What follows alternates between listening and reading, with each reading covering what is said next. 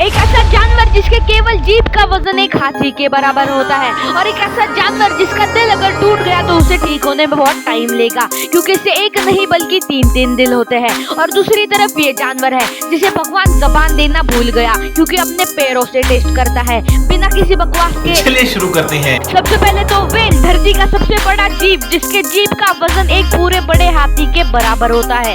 इस बात का अंदाजा आप इससे लगा सकते हो कि व्हेल कितनी बड़ी है। नेक्स्ट, बटरफ्लाई एक ऐसा जानवर है जो अपने पैरों से टेस्ट करता है, शायद भगवान देना भूल गया होगा। लास्ट, ऑक्टोपस एक ऐसा जीव है जिसके दिल अगर टूट गए तो उसे ठीक होने में बहुत टाइम लेगा, क्योंकि उसे तीन दिल होते हैं।